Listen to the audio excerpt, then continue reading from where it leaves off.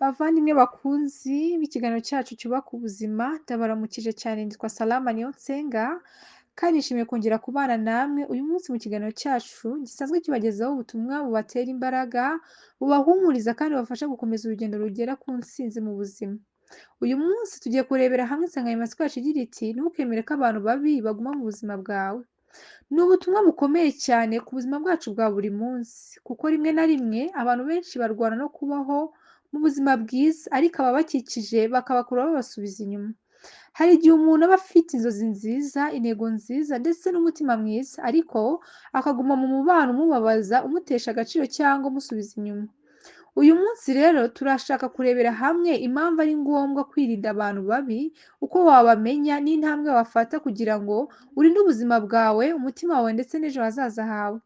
Twihuse cyane icya mbere, menya ko abantu bose batagenewe kugumana nawe.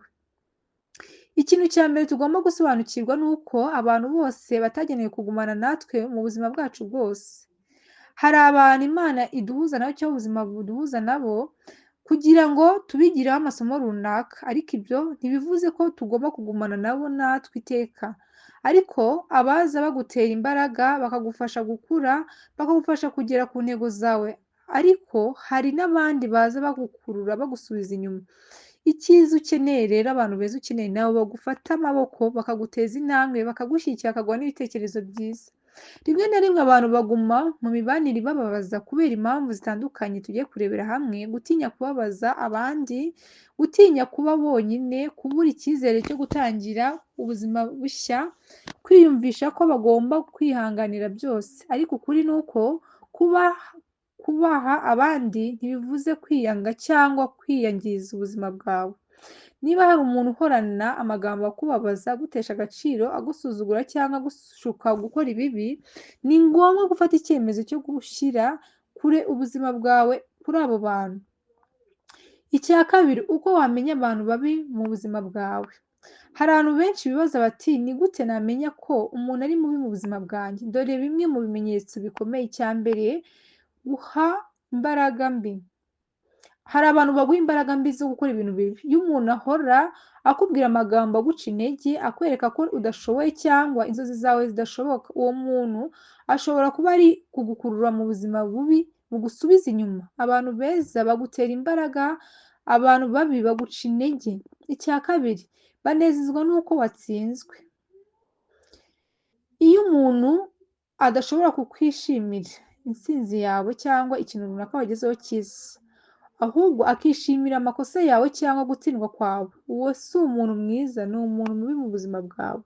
Umuntu mwiza azishimira intambwe wateye. Icya gatatu, aguhoza mu makimbirane. Hari abantu bahora bashaka amakimbirane, ibibazo n'intonganya, aho bari hose nta mwuka mwiza uhari, ahubwo hari umwuka mubi. Niba ubona ko iyo uhuye n'uwo muntu runaka cyangwa inshuti yawe wumva ufite umunabi, umutima mubi cyangwa stress, bishobora kuba ari ikimenyetso cy'uko uwo muntu atari mwiza mu buzima bwawe. Icya kane, bakoresha urukundo nk'intwaro. Hari abantu bagukoresha, bashobora kukwereka ko igihe muri kumwe nyine ufite ikintu runaka ukunzwe cyangwa bagukeneye, nyamara ari inyungu bagukeneye, ariko bakakwitaza igihe utagifite icyo kintu runaka. Uwo mubano uba ushingiye ku nyungu, si urukundo nyarwo. Icya gatatu, impamvu ari ngombwa gushyira kure abantu babi. Hari abantu batekereza gukura umuntu mu buzima bwabo ari ubugome. Ntabwo ari ubugome kuba wakura umuntu mu buzima bwawe, ariko ni ngombwa, si ikosa. Rimwe na rimwe gushyira imbibi mu mibano cyangwa mu buzima bwawe n'umuntu runaka ni ikimenyetso cy'ubwenge n'urukundo wifitiye wowe ubwawe. Dore impamvu ari ngombwa. Icya mbere, kurinda amahoro yo mu mutima wawe.